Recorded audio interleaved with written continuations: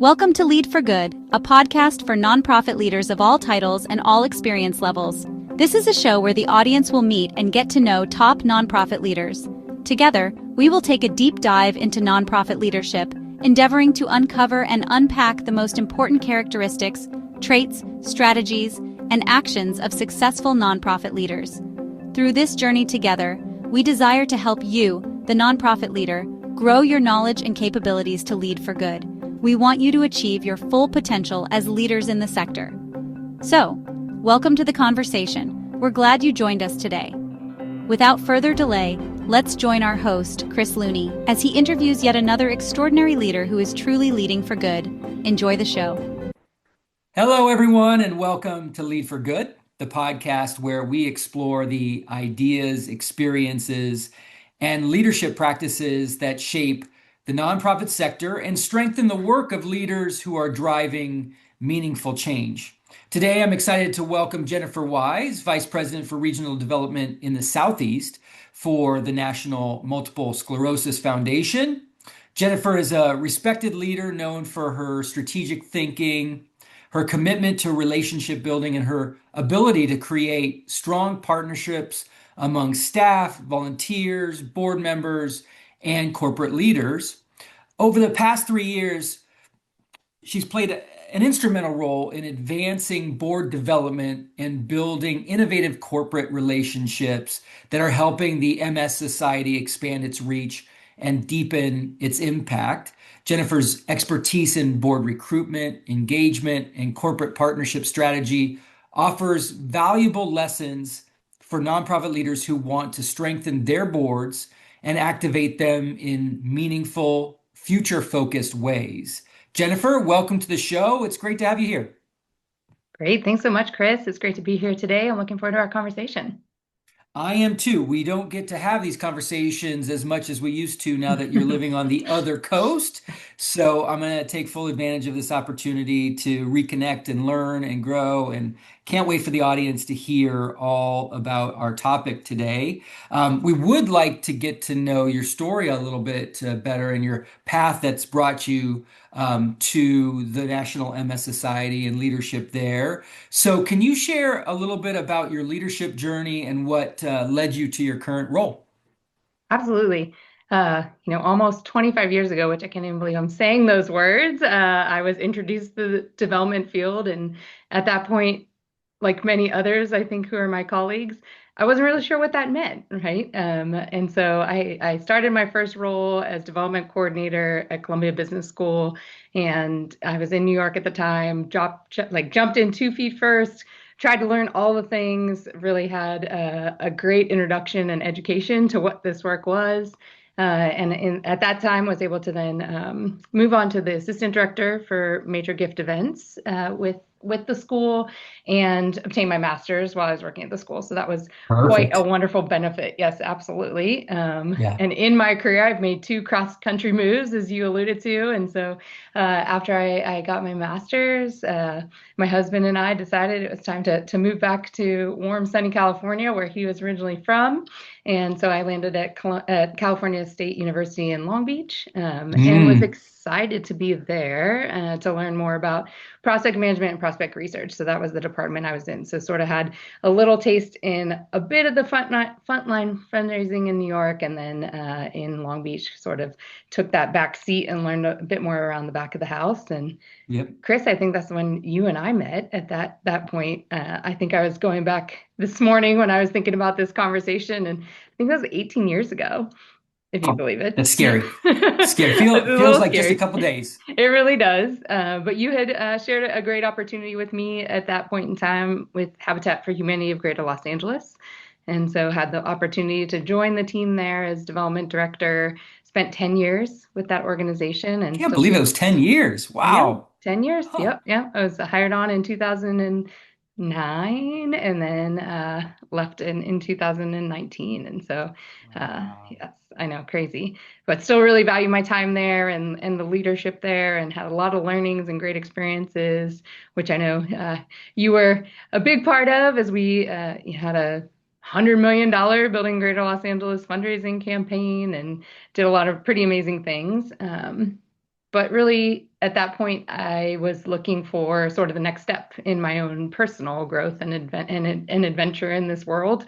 And so I had the opportunity to take on the role as executive director for the National MS Society in Southern California and Nevada. And, I learned about MS as a really young person. My great aunt lived with MS, and she lived with MS at a time where we had so few disease modifying therapies or really much knowledge around wellness and really not much knowledge around the disease. And so she spent most Right. of her life in a care facility. And I just think about now being with this organization for over 6 years, if she was diagnosed today, how different her journey would be, right? And so Right.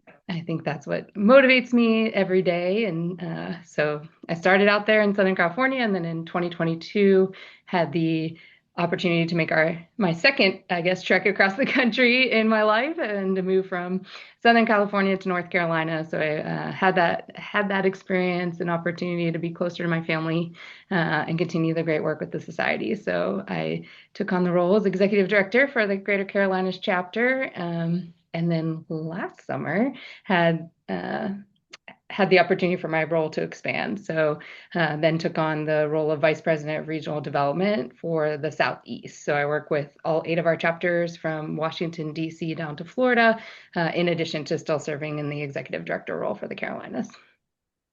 So big responsibilities, and exciting.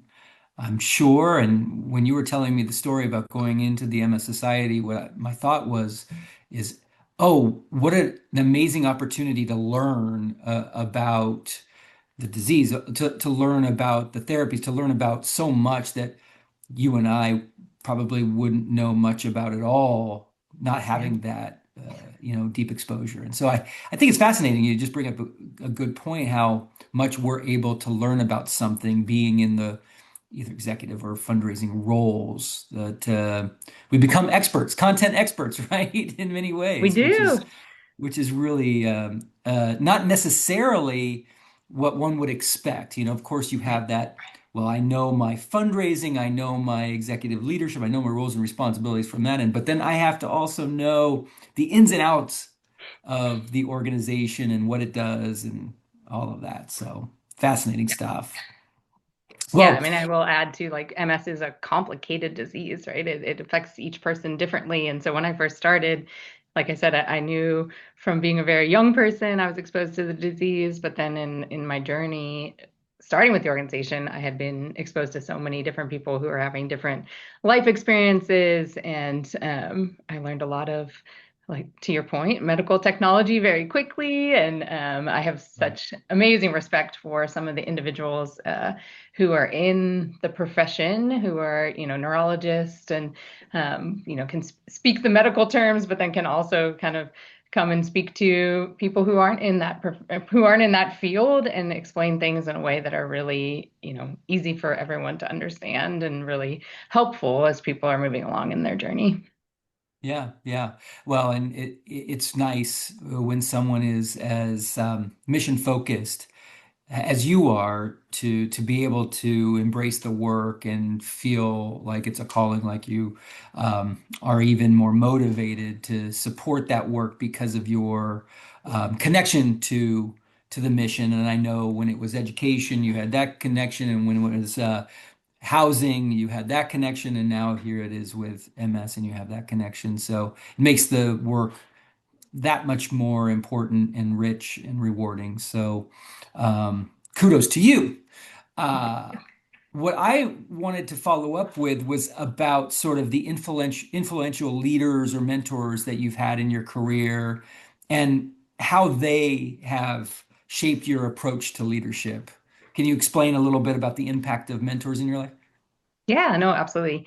Well, the first one that is the most impactful goes way, way back to actually I guess it must have been my freshman year in college, and it was my advisor there. And when I first met with her, I was getting my bachelor's in communications from John Carroll University, and I knew in my heart I wanted to move to New York at that point in time. And I said, I don't know what I need to do this, but this is what I want. I don't necessarily know what Yeah. I want to do for my career, but I know I want to live in the city, and that's just something that I always had aspired to do as a young person. And anyway, she told me about a program called the International Radio and Television Society Fellowship, IRTS, and that program accepts juniors and seniors in college. It's basically an all expense paid fellowship over the summer in New York, but it's highly competitive. And so my freshman year, she told me about it, and I really spent almost 3 years, or 4 years, honestly, pulling together the experience that I thought that I needed to be accepted into that fellowship. And Amazing. they accept 30 students. I think it's around 30 every year, from a very, very heavy applicant pool. And I was selected my senior year to be their PR fellow. And so to this day, I still think so fondly of my advisor at the time, and her really pushing me to have the confidence in myself that I could qualify for Wow. something like that, right? Like, Right. and make that move. And I do look back at that as a pinnacle point in my life, that really allowed me to move on to so many of the opportunities that I've had presented to myself throughout my career. And so that is definitely one of the most impactful individuals, that really made just such an impression on me as a young person, and really, like I said, helped me gain that confidence to move, to make that big move and to apply for that program. And I still am involved with that program and help to promote it because I think Neat. yeah, it's a very cool opportunity for folks. Obviously, I didn't stay in the PR field, but I think Not strictly speaking. not strictly speaking, but I also, made some great connections. And honestly, some of the alumni from that program were how I ended up at Columbia Business School, and still stay very connected to many of them throughout my career. So I would Awesome. say, fast forward obviously a bit. I've had so many amazing mentors through, leaders and supervisors at organizations. Through, I know we're going to talk about some of our my board work, but so many of the board members and trustees and really volunteers that I've had the opportunity to learn from over the years in my career thus far have just really been incredible and very impactful. And recently, I started working with a career coach, and I think that's also just been something that Interesting. yeah, I never really thought that I would really be interested in that, but transitioning into, a different role at the same organization and working with team members who used to be colleagues, it's been really a great partnership to just have somebody who I can talk to about my leadership style, and, just address challenges I'm having in the moment or Of opportunities course. I'm having in the moment. And so uh, I think that's also been something just as of late that has been really, inspirational for me as a leader too. Super important. And when you say career coach, that could be an interchangeable term with executive coach or Yes, a professional development provider, right? That's helping you sharpen your skills as a absolutely. leader, right? Yeah, Yeah. yeah, that's so great. Great to hear. And then, soon enough, you'll be the one that's providing that executive coaching to someone or mentorship to so many other people. I'm sure you're already doing that. But what about your sort of leadership philosophy? How do you think about sort of the way that you interpret or express leadership, especially when it comes to building strong teams and strong volunteer communities? Yeah, no, absolutely. Well, I did have one of my mentors at one point told me, hire people who are smarter than me and empower them to do their job every day. And Good. I carry that with me, right? I mean, I think for It's wonderful. me, I always want to be learning, and I want to be providing those learning opportunities for, a staff team or a volunteer team. I think as you know, in this business, fundraisers were just asked to combine that art of combining art and science together in our everyday work, and that's not easy, right? And so, making sure that the people who are around me are supporting the work that we're doing, but then also I'm learning from them too on an everyday basis is really important. I've always put people first in this work. I think that's my North Star is I've just continued to learn and grow as a leader. I think it's really important to be genuine, be a good listener, be Mm. patient, be kind, and work through the process with people. And if, everyone makes mistakes, kind of working through that and learning from those and making sure that we're also celebrating our successes too. Can't beat it. Good job. Yeah, I liked all of those so much. So I like that philosophy a lot.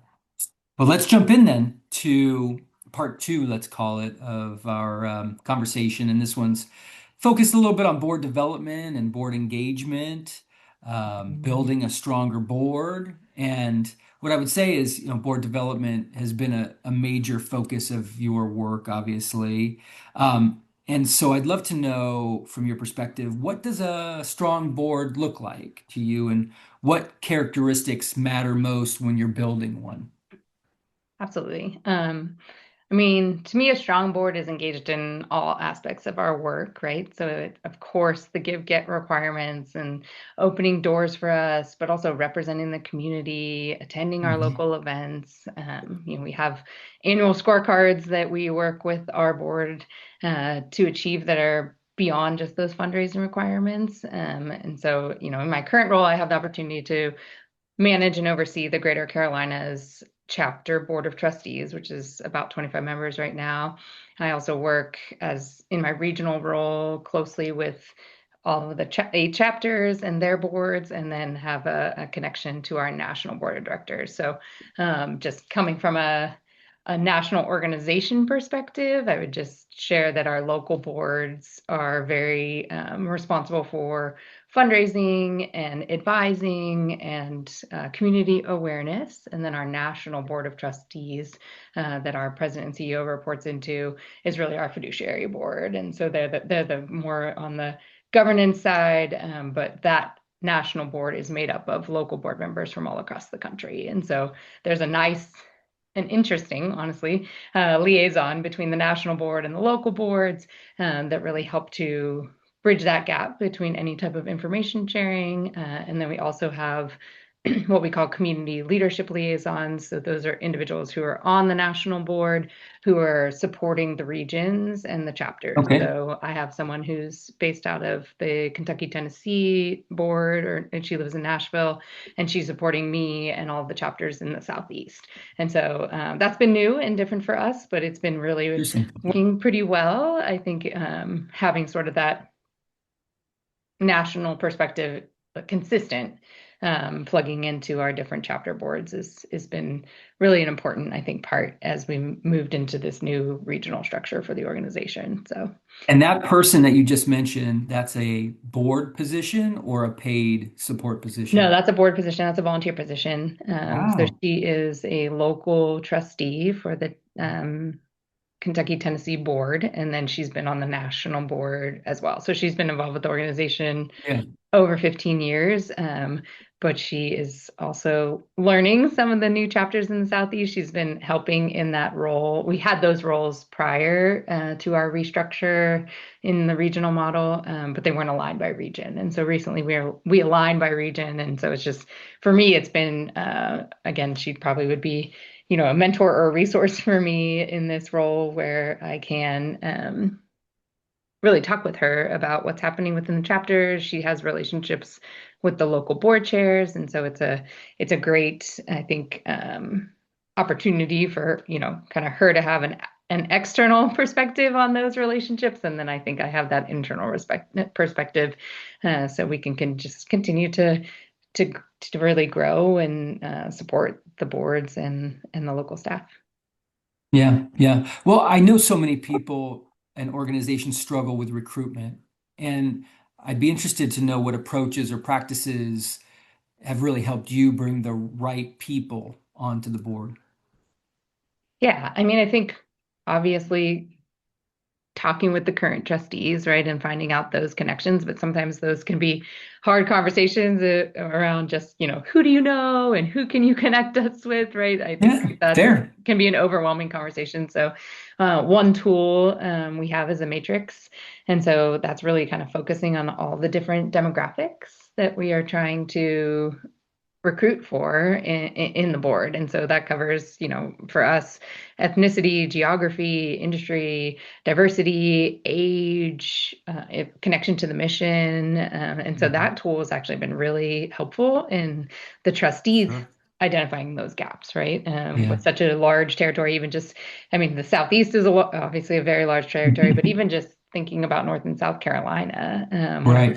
when I first started here, I think we were bringing on one member in South Carolina, and then so that was a really big gap. So now we have four, but we still have some work to do there, right? And so just I think being very intentional and sort of again having a tool like that where those gaps can very easily be seen by the trustees or other volunteers or even our staff to see where they can help to plug in different individuals so that we really are diversifying the board. I think that's been one piece that's been helpful.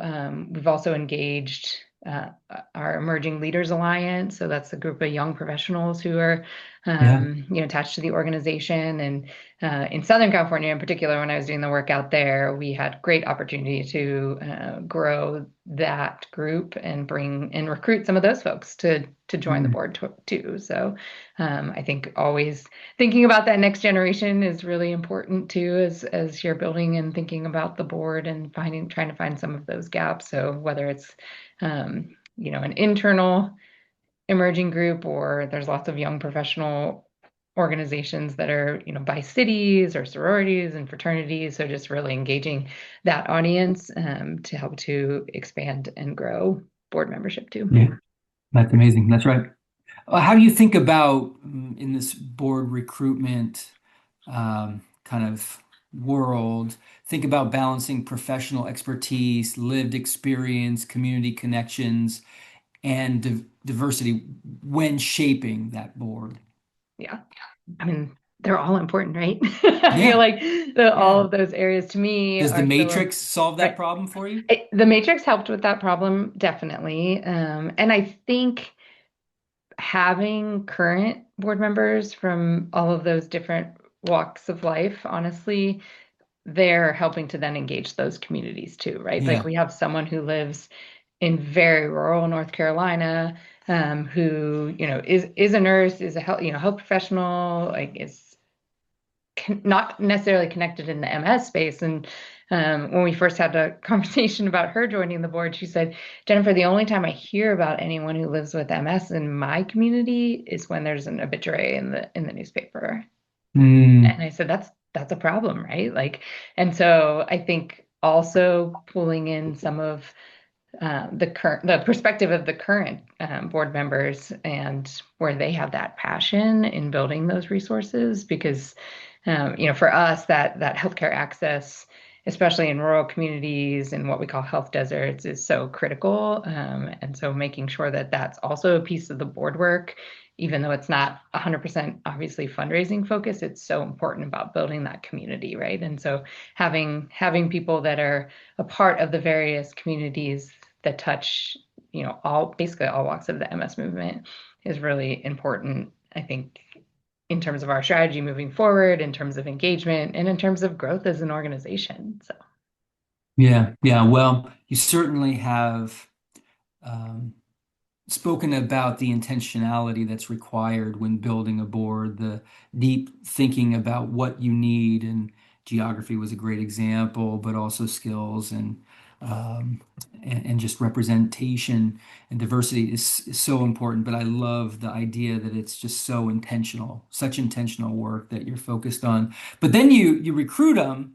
And then you actually have to get them to engage and to be involved and not just sort of show up to a meeting once a month or once a quarter and think that's sufficient to being on the board. So, what does meaningful engagement look like once someone joins? yeah, I mean, I'll start with the new trustees because I think that's one of the most critical pieces. And so, Yeah. we have a mentorship program where one of our Yeah. current trustees is assigned to one of the new trustees and meets with them on a monthly basis, checks in, especially in and around the board meeting time period. We have a new trustee orientation, of course, to really try to bring them on. We have that from a more national perspective and then also from a local perspective, so that a new trustee is getting both of those pieces. We have a challenge specifically in the Carolinas and really with a lot of our chapters, having such a spread out geography. We have virtual board meetings, but then we have an annual in-person board retreat. And Yeah. that has been a game changer, to be honest. Okay. When I first moved to this chapter, having that opportunity for them to get together in person and just build those connections among the board and just having that social component and the networking component really has gone a long way in terms of engagement. We also have board engagement meetings on an annual basis, and so those are usually myself and the board chair, um, just having a conversation, a very frank conversation, honestly, with each trustee around how they're feeling about their engagement. How do they want to be more engaged? Are they interested in leadership opportunities? What went well for them this year? Where are their Yeah. areas of improvement? So those have been really helpful. And then we also do about 6 months later, 6 months into the fiscal year, honestly, a peer-to-peer conversation. And so every governance committee member who are all trustees as well, are assigned to a small group of trustees to follow up with in one-on-one conversations that I'm not a part of. Those are more, for them to kind of build from a peer-to-peer perspective too. So even though we're in this, I guess, still hybrid space, in terms of being virtual and in person, we've really tried to incorporate some of those tactics to make sure that people are still feeling engaged, as well. Yeah. Yeah. Like I wanted to ask, what are those ways that you found that um, allow board members to feel the most connected and confident in their role? Like what have you learned that makes these board members feel connected? Yeah. I mean, obviously, the connection to the mission. So, like one thing, for example, even though we're in the virtual space, is we always have a mission moment to kick off our board meetings, and it varies. It could be anywhere from, we just wrapped up our Bike MS ride, and we have a top fundraiser come to Mm. share, to, an advocacy update, and to somebody from our healthcare access team talking about some of the work we're doing in the rural communities, and so just making sure that's always weaved into our board meetings. A lot of our trustees do live with MS or have a close connection, but not all of them. And even if so, they're not necessarily connected to our work all the time in the same way. And so I think that's been a really important, simple, right, but important piece, that we've incorporated to really kind of keep that connection. We encourage all of our trustees to become MS ambassadors, and so that's a pretty simple program. It's a virtual program as well, where there's a couple hour training, where then they are, I guess, certified as an MS ambassador, and then they can go out into the community, support us in events, attend on our behalf, things like employee engagement fairs, all the way to just speaking on that behalf of the society in an event.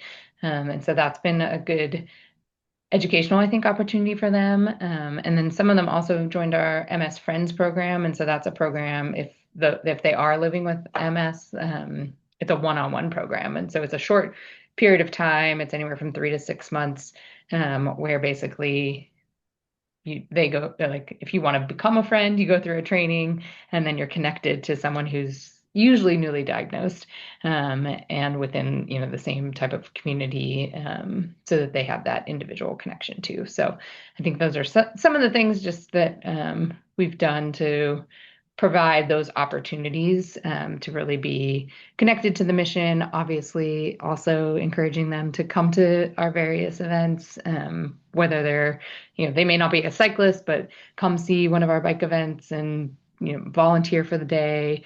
It's pretty incredible. We have a lot of cyclists who are not connected to the mission that just come and ride and cycle in our events. We have two, and we have two of them. One's in New Bern and one is in Clemens, North Carolina. And I had a trustee a couple of years ago, who lives with MS and came to the event. And I said, okay, come with me. We're going to go and talk to some of our top fundraisers. And literally for like 30 minutes, every person he talked to, he would just turn around to me and go, Jennifer, they don't have a direct connection to someone who lives with MS and they're raising $50,000. I don't understand.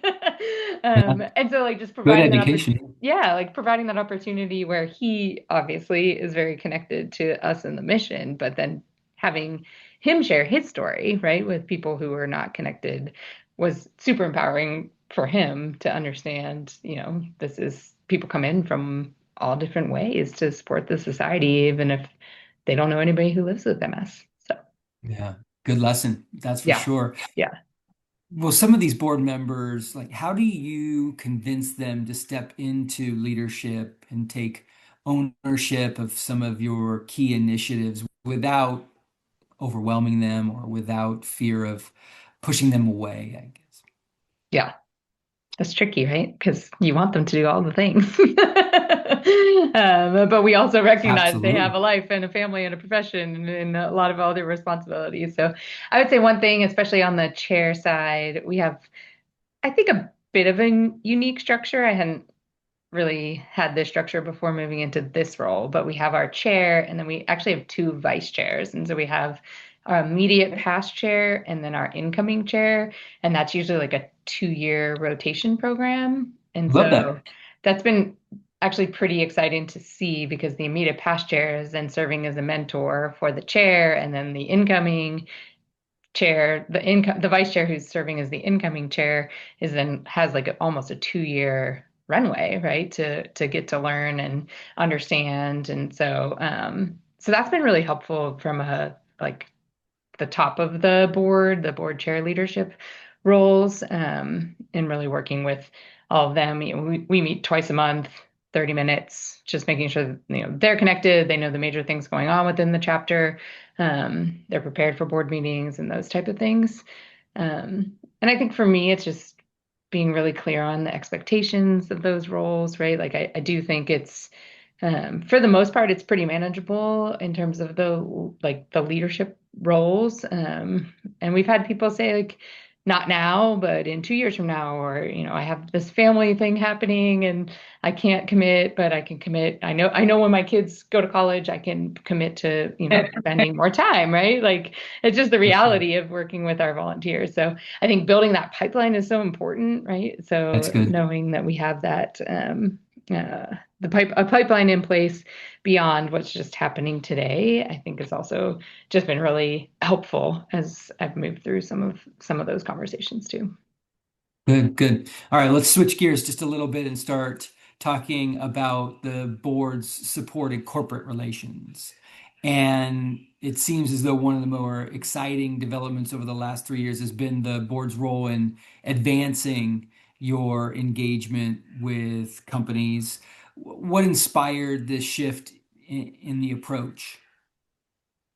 Yeah, I think when I first came to this chapter, one of my very first conversations with someone who was on the board for a long time, and they said, we've tried the corporate thing, it just doesn't work for us.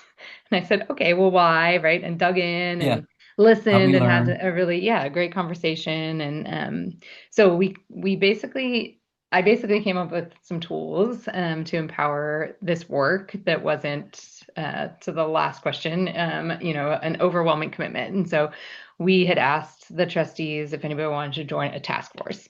And we said it was finite, it was 3 to 6 months. We wanted them to help with X, Y, and Z, right? So there were Yeah. specific metrics we had around that. And we kicked it off at an in-person board retreat where everyone did a LinkedIn exercise. And so there's an option in LinkedIn where you can pull down all of your connections, but it doesn't have any of their contact information. So it would just have your names and titles.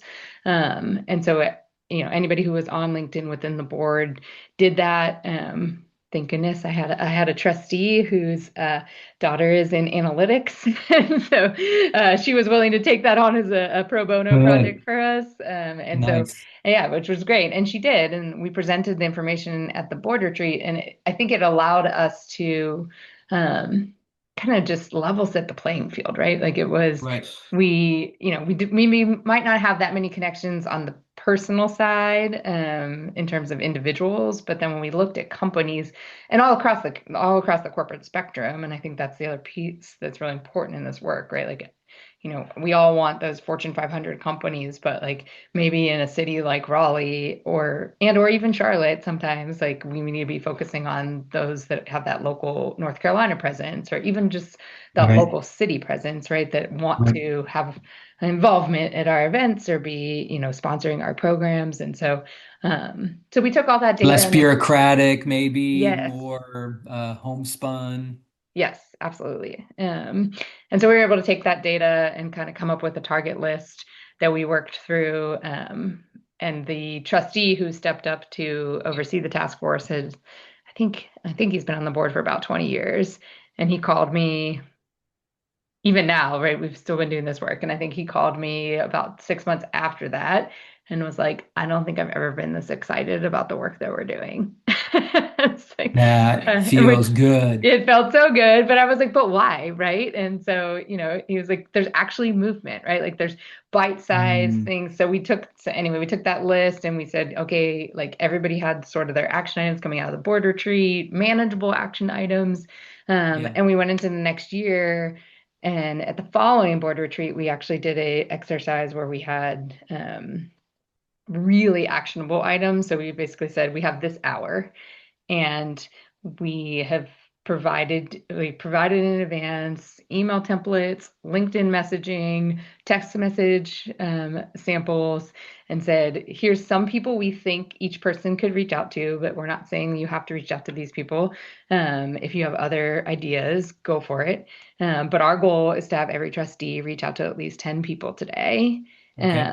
And so there were over 200 connections made in that moment, and then In we that followed moment. up on them, and they actually, I mean, they turned into to real connections. They turned into employee engagement. They turned into people having walk MS teams. They turned into some corporate sponsorship.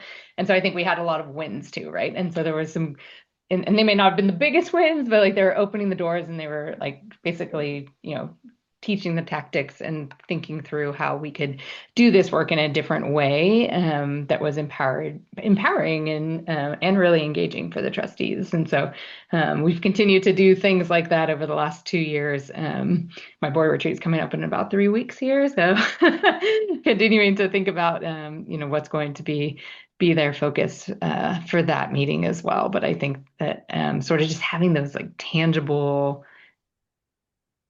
pieces and tangible action items and some immediate successes, I think really just has kept that momentum going.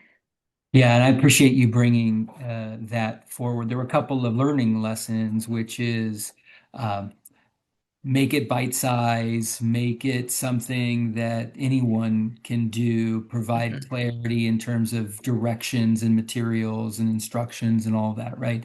So just easy. Also, then that idea of creating the space and time to actually do that work together is a return to the basics that Yeah. used to be more common. 30 years ago, even 20 years ago, um, campaigns pre-cell phone would exist, not necessarily knocking on doors, though that existed too, but coming together into a board member's office or some central place and doing phone banking, getting on the Mhm. phone and everybody, calling with the script and I'm reaching out and just be an hour of someone's time, but in that hour they might be able to make those 10 to 20 calls, and if you had 20 people, you could get 400 calls done. And it was just impossible not to generate some good Yep. activity coming out of that, right? So it is a bit of a modern day return to the basics. Of course. And maybe it's more effective now because you have better tools and you have better ways and mechanisms to kind of connect with people. And obviously, someone making a gift today can happen instantaneously almost with technology as opposed to back then where maybe faxes were involved and all these complicated steps that you'd have to take. But Yeah. I love the fact that you're utilizing time together to get them to do the work, because I think we all struggle with the idea that we provide an assignment or next steps at a board meeting or to volunteers, Mhm. and then you just wonder, are they going to do it? Or are they going to come back to the next meeting and make some excuse? And why not just make it easier for them Mhm. and do the work together? So Yeah. I And how love much that. follow-up do you have to do as the staff or your staff team too, right? Like in between, Yeah. I mean, we have quarterly meetings, and so that follow-up has been, you know, it just causes more work for everyone. So yes, we've really tried to capitalize, especially when we've had those in-person opportunities to just do the thing, do the work when we're there together. Yeah, good, good, good. Well, what are some of the other successful examples of board supported corporate outreach or collaboration that you'd love to share? Yeah, I mean, I think we have a great partnership. Being a national organization, we have a corporate industry and foundations team that works society wide. So they work across all of the chapters. We're fortunate that the AVP of Corporate Relations is in South Carolina, and so she's very close to this work. And so Yeah, I think her over the last few years us really crystallizing the resources that we have available for the board has been really great. helpful, right? Like we can provide prospect research. We like this isn't on you. Like we're asking you to help us to open the doors. We would love to be, to have you a part of a meeting if we're able to set a meeting. If you're not comfortable, we're fine taking that meeting and keeping you updated. But we also want you to be there to share your story and why you're connected to the society, right? And so Mhm, really mhm. just aligning, I think, those resources and being able to provide those to our trustees has been really successful and helpful. We've had a few cause marketing campaigns that have been successful as a part of this work, new employee teams who engaged in our work, some media, which is a little bit more unique, right? It's not on the sponsorship side, but opening doors to some media partners who are able to now we're working with to help to promote and engage in our events, engage media talent in the events to help to kind of just really raise that awareness. And so I think we've seen success in so many different ways, which has been really good because it's not like we're just continuing to go back to the board saying we need corporate sponsorship, which of course at the end of the day we need the dollars. But there's so many ways that they're now seeing that they can help us to open those doors, and that's really Yeah. been really really successful. And I think one of the biggest wins to me, because some of those partnerships do then, even if they come in different ways, end up in financial support as well. Yeah, yeah. And I think we all love the idea of corporate involvement because it represents an opportunity to secure support from multiple different angles. You've got the company itself, which can push out volunteers, which can support your galas or rides or events, or can just make a straight out philanthropic gift, which we Mhm. love. But then each of those individuals that comes into contact with the organization through that company has an opportunity to get more involved themselves.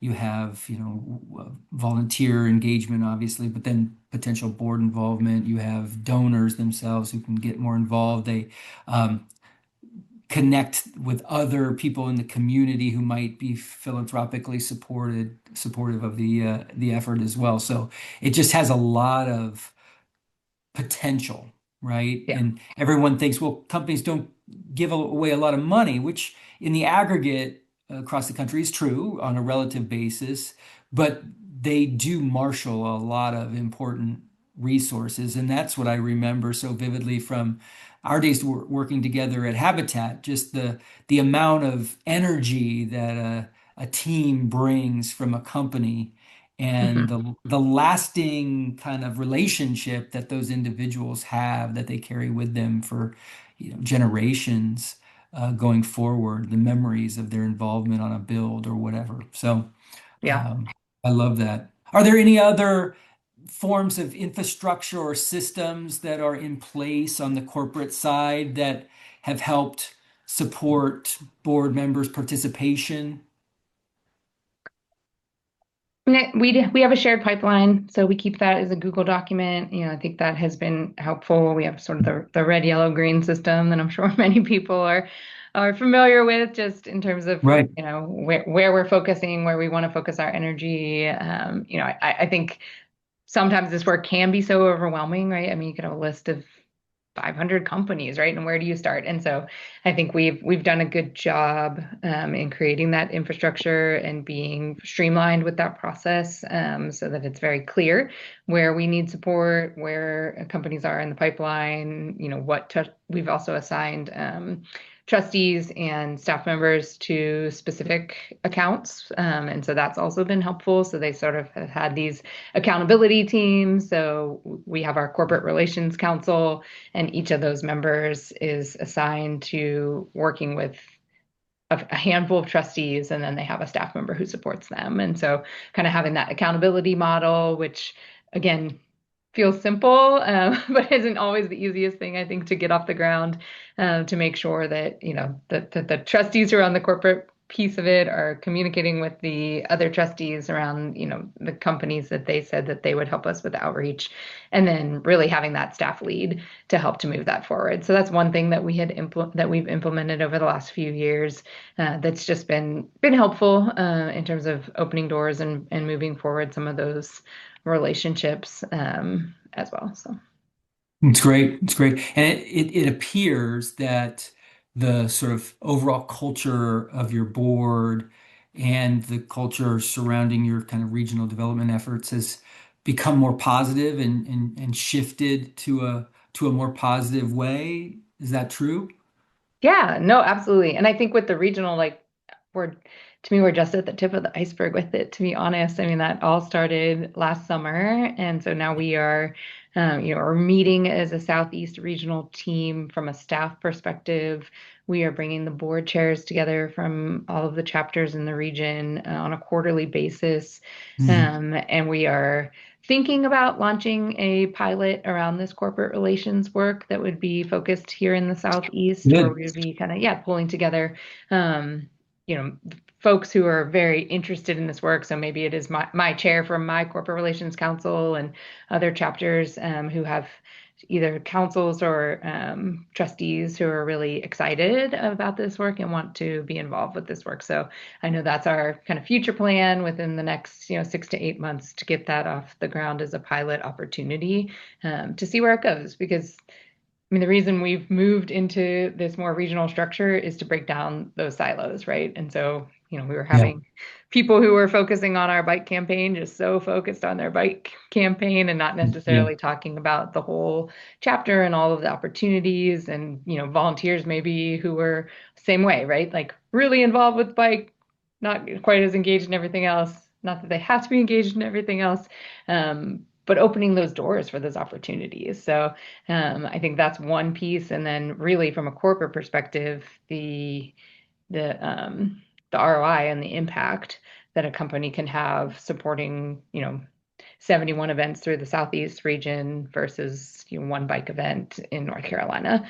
And so excited, really excited for that. And I think there is an excitement among both our volunteers, and the staff, to really get that work moving forward, because I think we can all see the potential there, and it's really how we're going to continue to just grow as an organization. Love it. Love it. All right. So, last question, and it's about giving some more advice to organizations that are hesitant to involve board members more directly in corporate relations. What advice would you give to them to sort of move more confidently in that direction? Yeah. I mean, first thing, I feel like it's fundraising 101 again, but if you don't ask, you don't know. And so I do think, kind of having those simple conversations, making it, bite-sized and accomplishable work in a short period of time, if that's what the focus is, not being overwhelming, and just being very strategic on what you're looking for, right? I mean, we all know our board members are often, almost always, if not always, very well connected in the community and in their profession, in their company. And so really just making sure that they're aware of the ways that they could get involved and help to open those doors, making it simple, not always focusing on those financial connections if that's not the best point of entry. We've had a lot of success also with employee resource groups, right? And so just thinking about, that individual, how they might be able to connect and open a door for you.